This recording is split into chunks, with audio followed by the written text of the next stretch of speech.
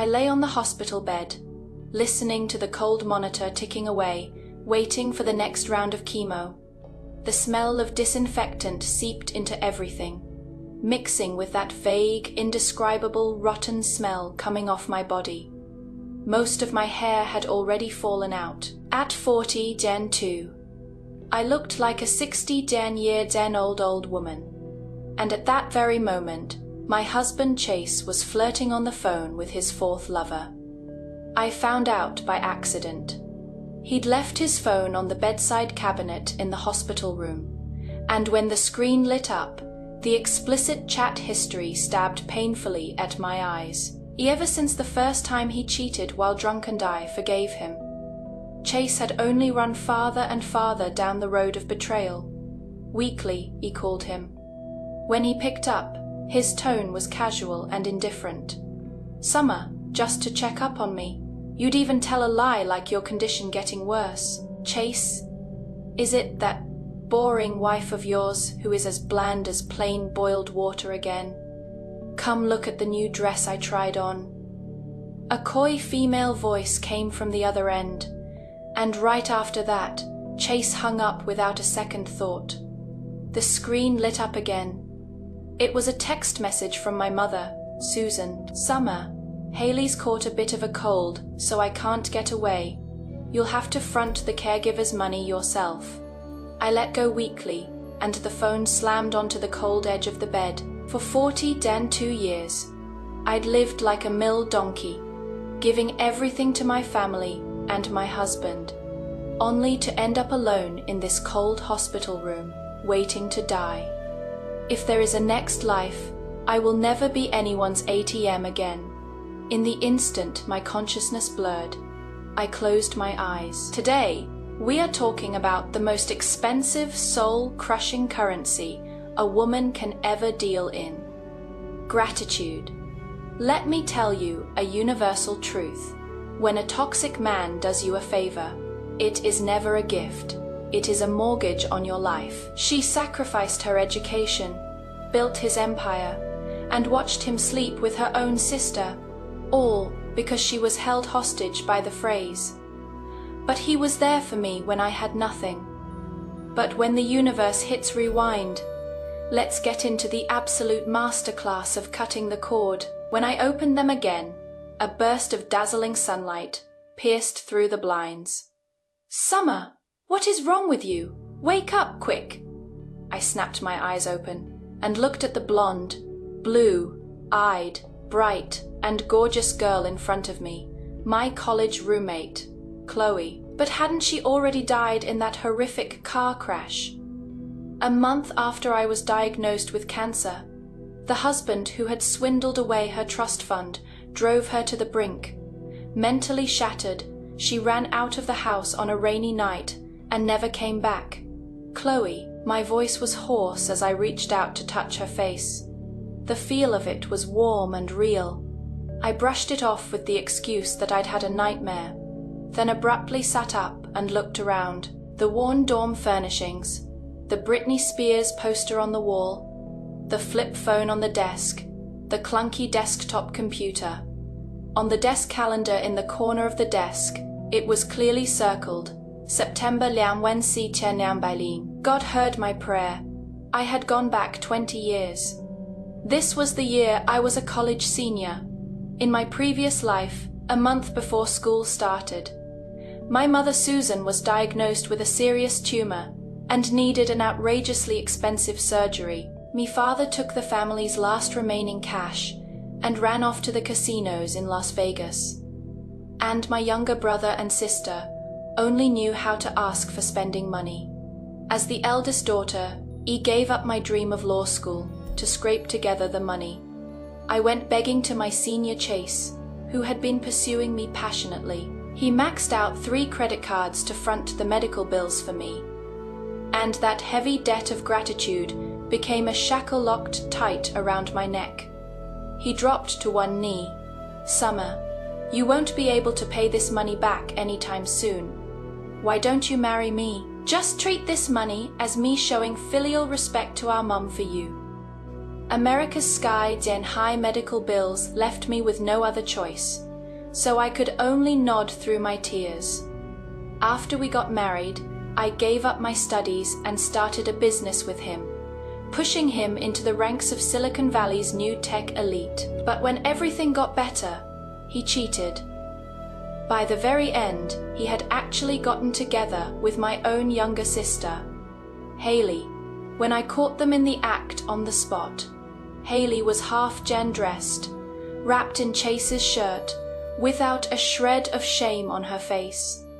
"Sis, Chase," said he is exhausted. "You're busy all day, like some cold machine. When do you ever have time to care about him?" And my mother only knew how to guilt Jen trip me. "Don't wash your dirty linen in public. How is your sister supposed to face people in the future?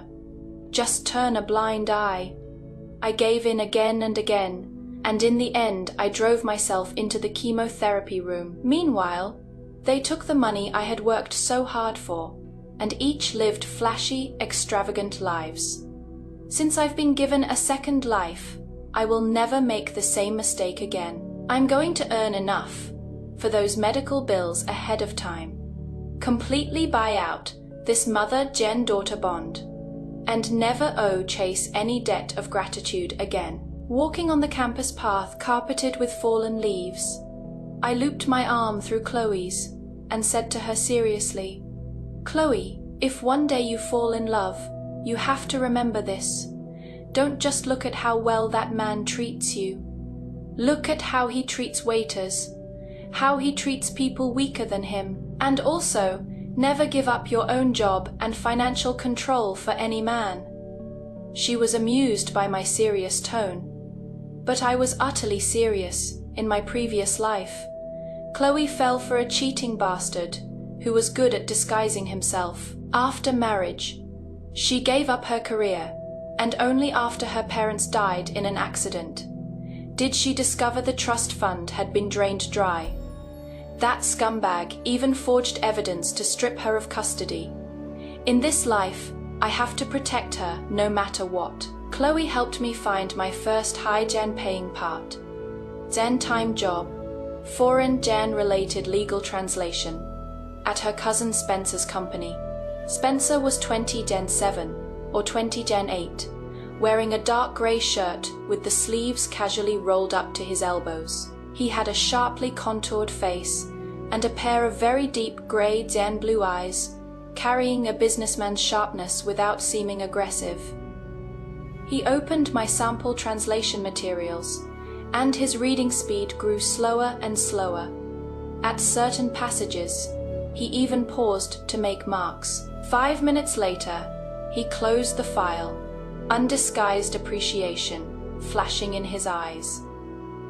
Even better than I imagined. In Clause C, you pointed out a hidden risk that could expose us to fines. That level of sharpness.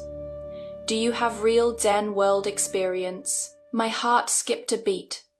Summer at this age shouldn't have such seasoned business insight. I usually like analyzing real business failure cases, so I've probably thought about it a lot, I answered calmly. Spencer didn't press further. He offered an extremely generous pay package on the spot and hired me as a long-term legal assistant. At my company, pay is based only on ability, not seniority or age. His openness made me feel a bit of respect for him. With this high Zen paying job, I could finally completely ignore Chase's pestering. That day, Chase stopped me with what he thought was deep affection. "Summer, I know you're really short on money. Come back to me." Looking at that nauseating face, I shot back coldly. "Chase, since you can't understand plain human language, I'll put it more bluntly.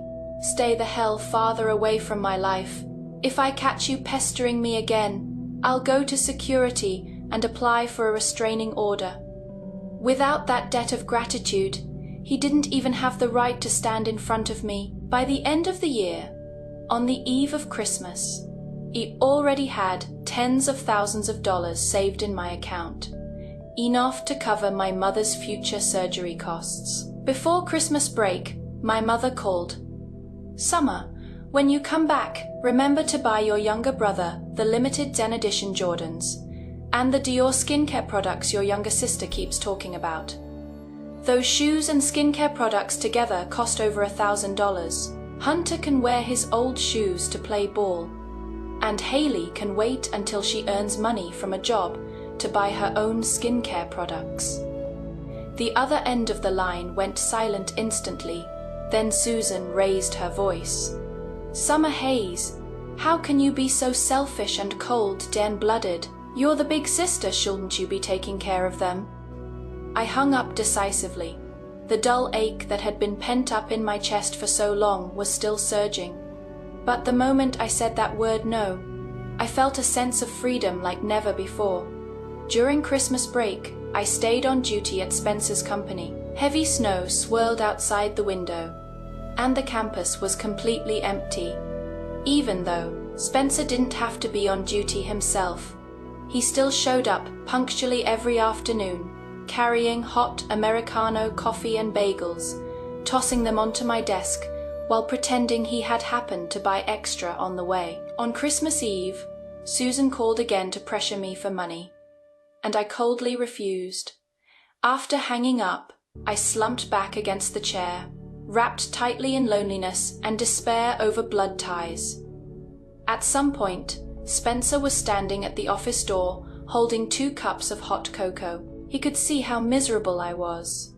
He didn't pry into my privacy, and instead calmly opened up to me about his own equally broken family of origin. His parents divorced when he was in his teens. Each remarried and started new families, and he was an outsider on both sides. Blood ties aren't something you get to choose, but you can decide your own life. Don't let yourself be held hostage by so Jan-called filial piety. First and foremost, you are yourself, and only then are you someone else's daughter. His words were like a scalpel, precisely slicing open the shackles around my heart. I had always felt that refusing them made me vicious, but he told me that refusing to be bled dry was a right I deserved. That night, when he walked me back to the dorm, he handed me an exquisite white envelope, a generous year, end bonus, and a handwritten card. To Summer, Merry Christmas. May all your paths be smooth.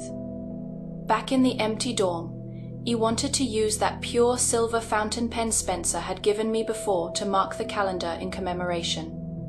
I searched all over myself. Damn, that pen had been left at my desk in the office. Reason told me it wouldn't be too late to go tomorrow.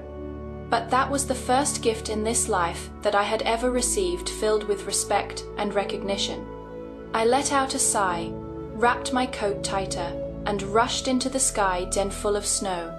The company wasn't far from the school, a 15-10-minute walk. Sure enough, the pen was lying quietly beside the pile of documents.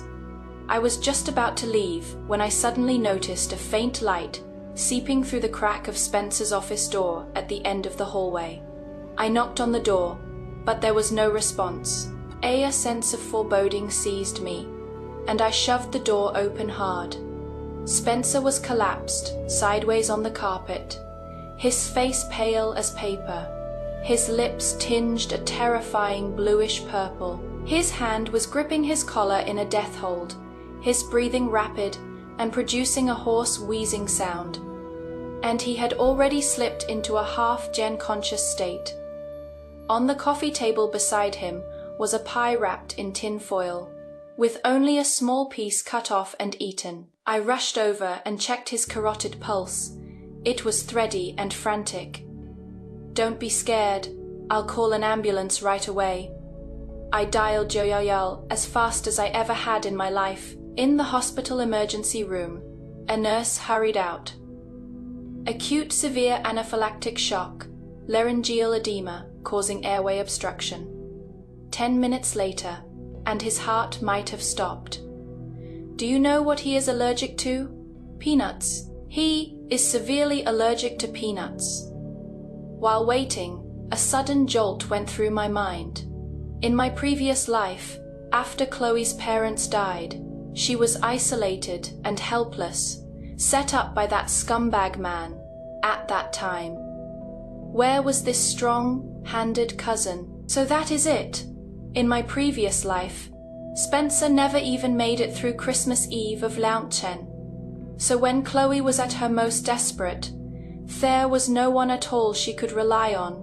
Without meaning to, I cut through the sickle death had at Spencer's neck. After Spencer was transferred into an observation room, he slowly woke up. He told me that after dinner he went to see his father. His father and his current wife insisted on stuffing a piece of homemade Christmas walnut pie on him, mixed with peanut powder inside. Didn't he know you're fatally allergic to peanuts? Spencer's tone was flat, but a storm was hidden underneath.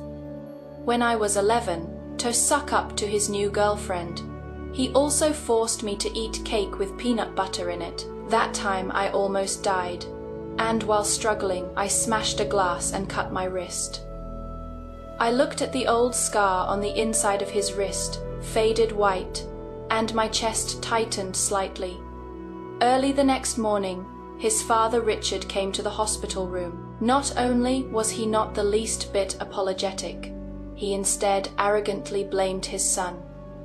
"Peanuts again, you're almost 30. How are you still this careless, causing trouble for people during the holiday?" Standing at the doorway, my anger went whooshers. It flared up. "Sir," I walked forward, staring at Richard with icy eyes.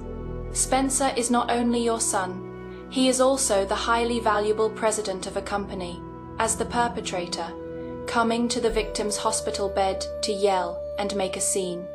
If you don't understand basic manners, I don't mind calling security to have you thrown out." Richard's expression stiffened. "Who the hell do you think you are? This is our family's private business. Get out." Spencer on the hospital bed suddenly spoke up, his voice hoarse, yet carrying absolute authority. "Don't make me have my lawyer apply for a restraining order." Richard's face went from green to pale, and in the end he slunk away. Not long after I was discharged from the hospital, Chase came to block me at school again one day. "Summer, I heard you've been getting very close to a nearly 30-year-old man who drives a Mercedes S-Jan class. A rich man like that is just playing with you. Come back to my side. I can help you solve everything." I stepped back in disgust, looking at this face that had made me sick in my previous life, and I didn't even want to give him the slightest bit of pretense anymore. "Chase, put away that lovesick script of yours. Who the hell are you, disgusting?" He froze. I lowered my voice, my gaze like a poisoned zen-coated blade. "When you and Haley were sneaking around behind my back, did you also think she was forced by me into falling that low?" Chase's pupils instantly shook violently, his face turning deathly pale in a split second, his lips trembling as he stared at me like he'd seen a ghost. You, what? Surprised I know something that would only happen in the future." I curled my lips in mockery. "Chase, you'd better get out of my sight. Because in this life, the Summer standing here isn't holding a grateful heart to repay kindness, but a knife to send you to prison." Chase was like a stray dog with its spine ripped out. He didn't dare say a single word back, just turned around and staggered away, watching his miserable retreating figure. I knew this was only a warning. With his personality, now that he'd lost me as his ATM, he'd definitely shift his attention to the easiest one to fool, Haley. Then let this trash man and cheap woman lock onto each other's fate ahead of time. The reason I could be 100% sure Chase had rebirth too was because of that whole series of abnormal behavior earlier. In my previous life, the first time he went to my house was after we got married. In this life, I never revealed my home address at all. Yet, he still ran to my house to suck up to Susan and Haley, and even exaggerated things when complaining about me to them. He knew my desperate poverty inside and out, and knew money was the fatal weak spot I had in my last life. Do it over again.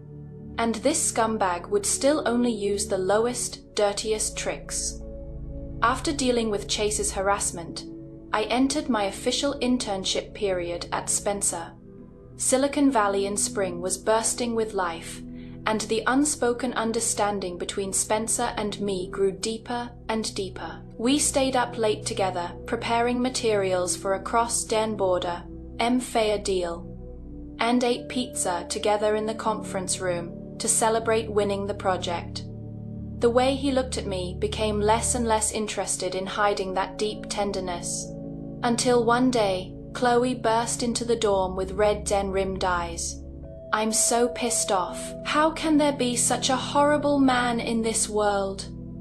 It turned out that at a fraternity party, she had met a senior named Ethan, handsome, polished, and full of caring concern toward her. My heart suddenly sank. Ethan, the ex-gen husband from my previous life, a gold gen digger who swindled away her entire trust fund and drove her into a dead end. And then you accepted him? I grabbed her hand nervously. No, thanks to what you said before. It turned out that while the two of them were eating at a restaurant, a waiter accidentally spilled water on Ethan's leather shoes. The man who had been gazing at her affectionately 1 second was the next, pointing at the waitress's nose and cursing her out. Bottom den feeding trash only fit to carry plates in this dump for the rest of your life. Summer, in that moment my hair was standing on end, so she made a splashing gesture. I threw that glass of soda with ice cubes right in his face on the spot. I excitedly pulled her into a tight hug. Me bestie had finally stomped her love filter to pieces. Since crappy romance is such an appetite gen killer, why don't we do something actually worthwhile? Chloe's eyes darted. Aren't you really familiar with the pain points in the beauty market? Let's start a business together. I have a trust fund. You have market insight and legal experience. Together, we'll make the kind of money that makes girls the happiest. I looked at her radiant smile, and my heart started pounding hard. Deal, partner. Just as our startup plans were in full swing, during late spring in May, my younger brother, Hunter, called. Sis, mom's in the hospital. A tumor. She needs surgery right away. Dad took the money and ran off to the casino. What was coming had still come. Only this time, my bank card had tens of thousands of dollars in it that I'd earned with my own ability. I didn't need to beg anyone, and I didn't need to sell my life to a hypocritical scumbag. I went back to that suffocating little western town. In the hospital ward, Susan's face was ashen. The moment she saw me, she cried out, "Summer, that money is going to cost tens of thousands. You have to save your mother." Haley stood by the bed. When she saw my elite outfit, thick jealousy flashed through her eyes. "Sis, aren't you working for some big boss? Hurry up and pay the medical bills." I ignored her, pulled out a chair and sat down, then took a document envelope out of my briefcase. "I'll pay this money. First thing tomorrow morning, I'll go to the finance department and swipe my card to settle the surgery fees and the post-gen OP costs."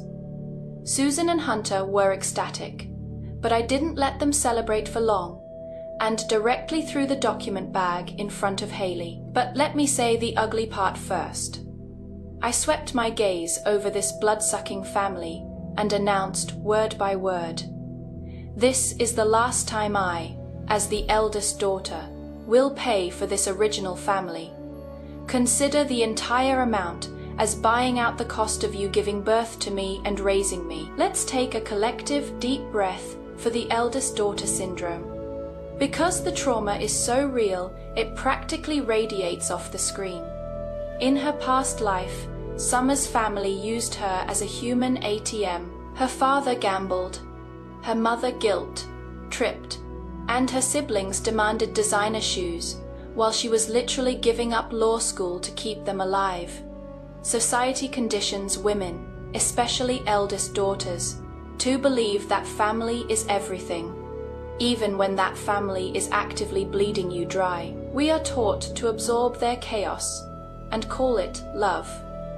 But this scene, this is the ultimate fantasy of financial liberation. Summer doesn't negotiate. She doesn't cry and ask them why they don't love her enough to protect her. She just slaps the cash on the table and treats her toxic family like a bad corporate merger. I am buying out my shares, and we are legally severing ties. What makes this so powerful is the absolute death of her expectations. She isn't paying the medical bill to win her mother's affection. She is paying it to purchase her own peace of mind. And Haley, sweet, delusional Haley, bragging about stealing Chase in the background. It's comedic gold. Summer looks at her sister, taking the trash out for her, and basically says, "Enjoy the raccoon, babe." When you finally detach emotionally, their insults don't hurt. They just sound like bad comedy. "Summer, what do you mean?" Susan asked tremblingly. "It means that from the moment I pay this bill and leave the hospital, I will no longer have any legal or financial ties with you. From now on, for Hunter's tuition and Haley's messes. Please don't call my phone, because you won't get through." Haley screamed, "Summer, you cold, gen-blooded monster. Let me tell you, Senior Chase is my boyfriend now. He not only bought me a bag, he also promised to support me from now on. Not only were you abandoned by your family, even your man was stolen by me." After hearing that, I couldn't help letting out a light laugh. A selfish, greedy gold digger paired with a sinister, violent parasite. A perfect match. Then congratulations to you. I wish you two grow old together, locked completely to each other, and never, ever separate. When I was about to leave the hospital to go pay the fee, me phone vibrated once. It was a message from Spencer. "The cherry blossoms in Washington have already bloomed. I've already booked the plane tickets for the weekend. My girl, do you need a private car to pick you up from the hospital?" I quickly replied with one word, yes. In April in Washington, D.C., the cherry blossoms by the tidal basin bloomed like clouds and rosy sour. Spencer was wearing a casual beige trench coat and handed the warm paper cup of coffee to me. "Here, half-gen sweet latte, with soy milk added." I took the coffee, and my fingertips brushed the back of his hand by accident. Spencer didn't pull his hand back like usual. Instead, he followed the motion and clasped my fingertips with his. "Summer," he lowered his head slightly, his gaze so focused. It was as if there were no one else in the world but me. "The cherry blossoms are beautiful, but I didn't bring you here just to see the flowers." There was a trace of nervousness in his voice that would never appear at the negotiating table.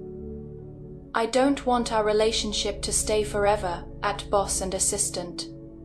You're the one who helped me survive that cold Christmas Eve. You gave me a new life, and I want to give you a safe harbor from the storm. Summer, I like you. Not out of gratitude, but the way a man is attracted to a woman.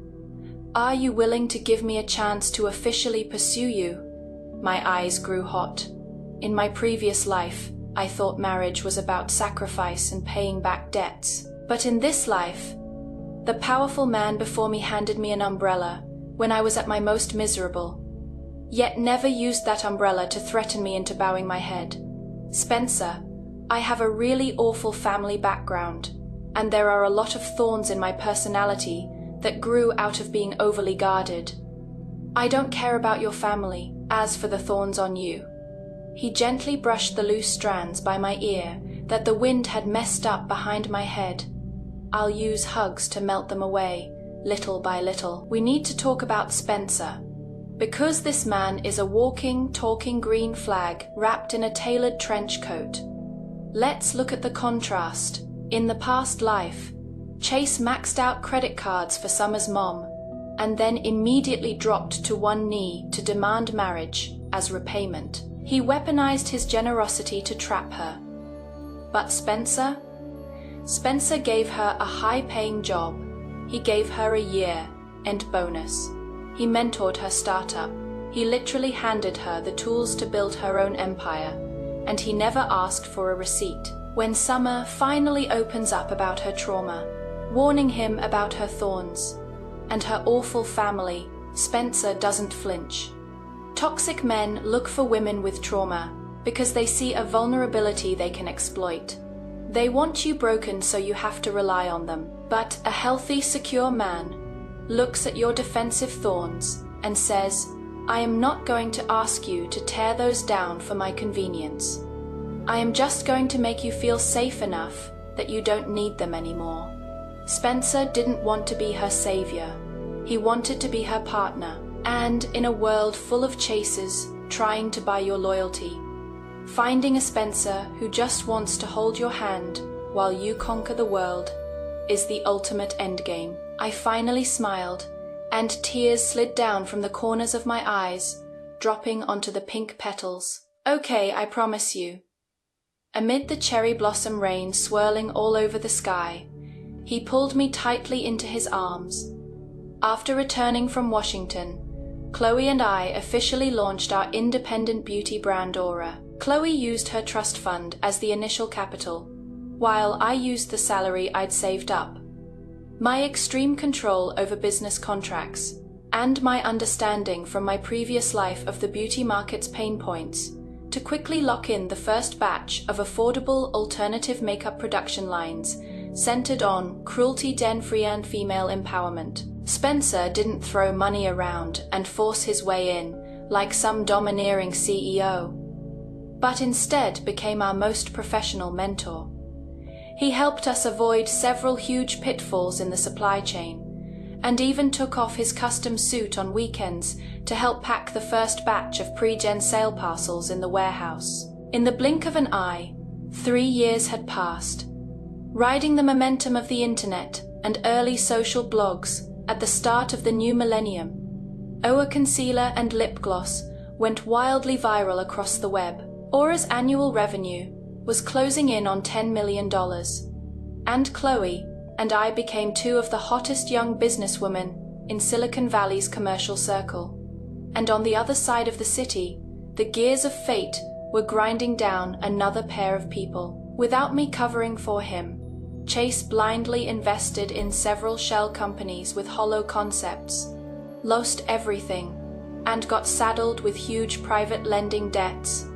To maintain the fake persona of a devoted rich second gen, he set his sights on Haley. He, sweet Jan, talked and duped Haley into using her SSN and credit line to apply for high Dan interest business loans at several banks, prettily calling it investing in our future mansion.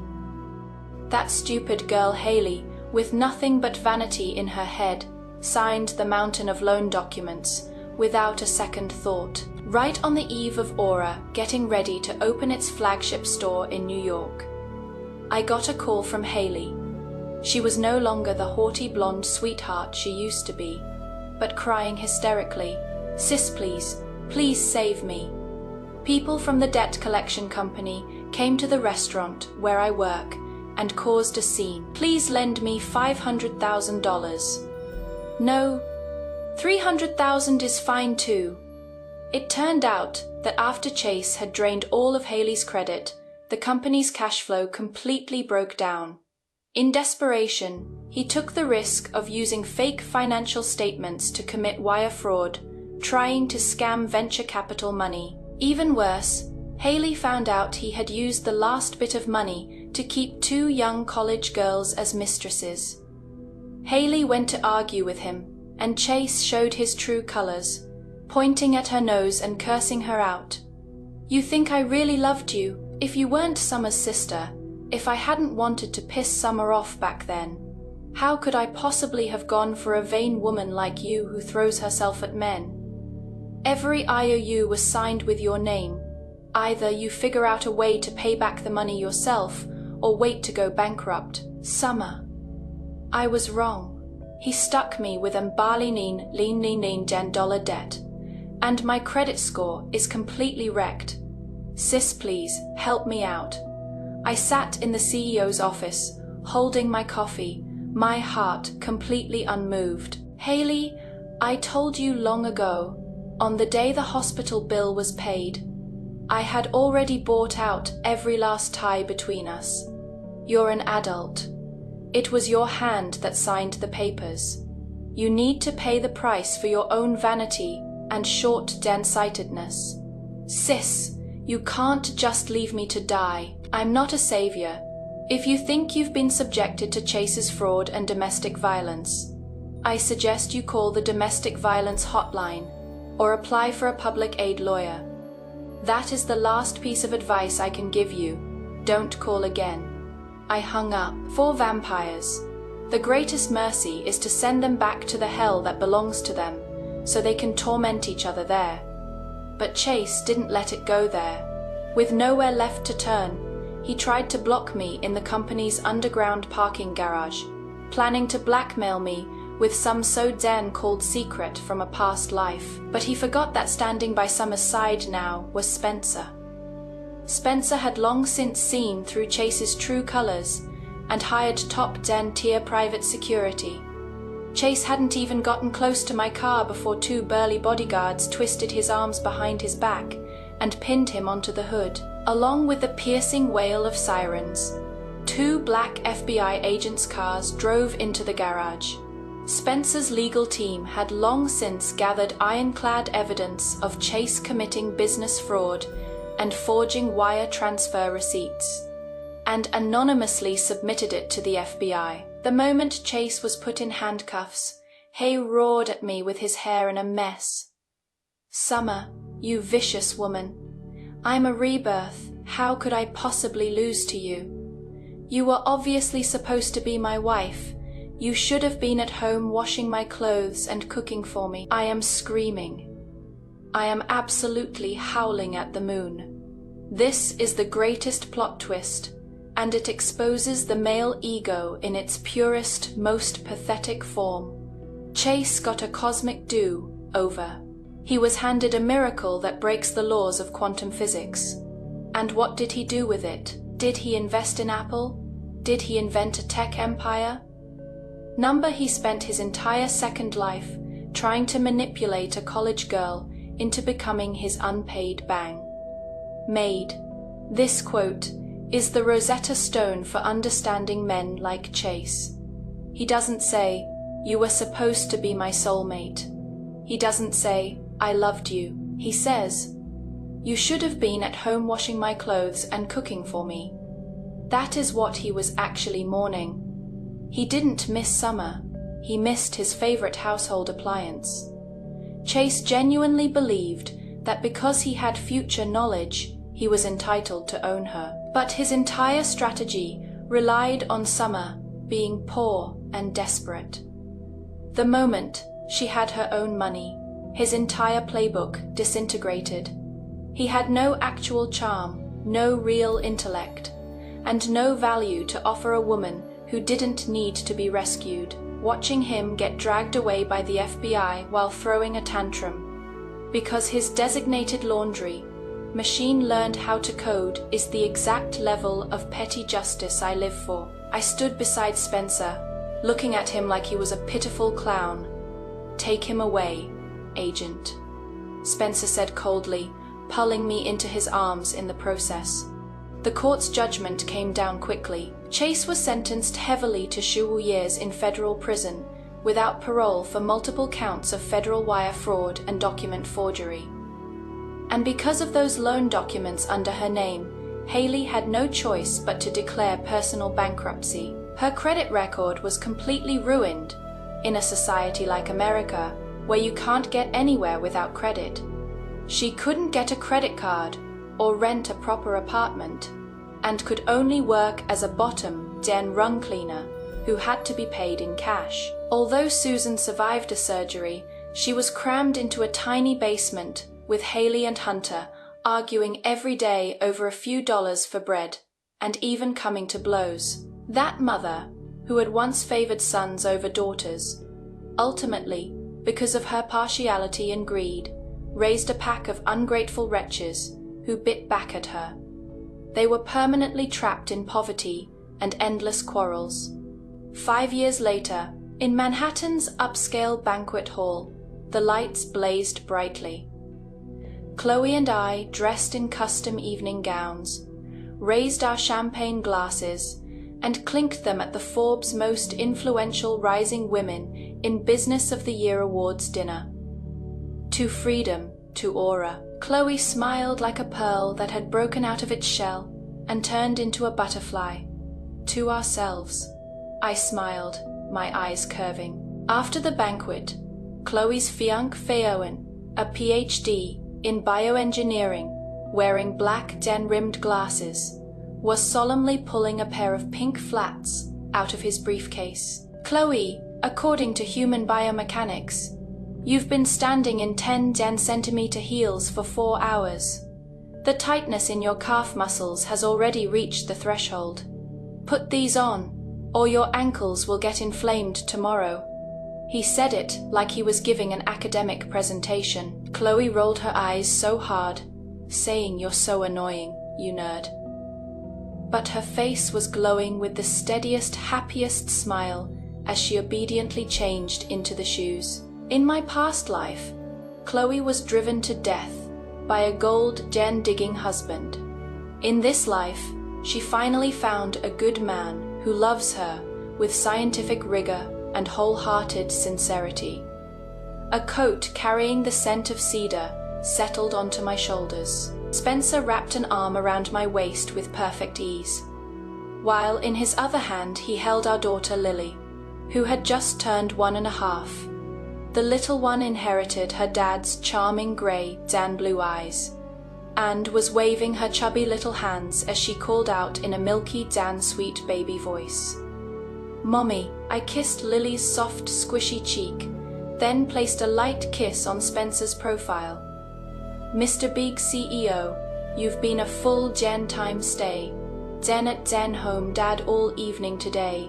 Thanks for your hard work." Spencer held our daughter steadily in one arm and took my hand with the other, his gaze even more affectionate and intense than it had been years ago on Christmas Eve. To be able to catch the brightest midsummer halo of my life in this cold world is my honor. The car drove smoothly into New York's bustling night, with the lights of countless homes racing backward outside the window. With a second chance at life, I not only cut off those bonds of gratitude and family that had been squeezing me so tight I couldn't breathe, but on this road that was once covered in thorns, I truly brought into bloom the summer flowers that belonged to summer. No longer anyone's ATM, no longer anyone's accessory, a debt of gratitude. Sorry, I only invest in myself. A debt of gratitude, sorry. I only invest in myself. That closing line. Put it on a billboard. Tattoo it on my forehead. Here is the dark, unspoken truth about the female experience. Society trains us from birth to be the ultimate martyrs. We are taught that if someone does the bare minimum for us, if a man pays a bill, if a family member gives us a roof, we suddenly owe them our youth, our potential, and our sanity. We are conditioned to believe that setting boundaries makes us cold-blooded. But look at the wreckage of Summer's first life. She played by the rules. She was the perfect, grateful daughter. She was the loyal, self-sacrificing wife. And her reward was dying at 42, bald and rotting in a hospital bed, while her husband bought dresses for his mistress and her mother complained about caregiver fees. Her rebirth wasn't just about making millions with a cruelty-free makeup line, though. Let's be real. We love a female-founded beauty empire. It was about the radical, unapologetic act of financial and emotional sovereignty. Summer realized that you cannot outlove a parasite. You cannot fix a family that views you as a retirement plan, and you cannot build a healthy marriage with a man who views your success as a threat to his laundry schedule. She took the hardest path possible. She looked at her own blood relatives, handed them a check, and walked away. And she looked at a man who offered her the world, and made sure she could afford to buy it herself first. So, I'm turning this over to you in the comments, and I want you to be brutally honest. Have you ever had a partner or a family member weaponize a favor against you? Have you ever stayed in a toxic situation purely out of a misplaced sense of gratitude? And for my eldest daughters out there, what was the moment you finally realized you had to stop setting yourself on fire to keep your family warm? How did it feel when you finally said no? There is so much guilt attached to walking away from people who claim they love you. But sometimes the most profound act of self-love is closing the bank account, blocking the number, and letting them figure it out themselves. Drop your stories below. I'll be in the comments reading every single one. Stay ruthless, invest in yourselves, and I'll see you in the next one.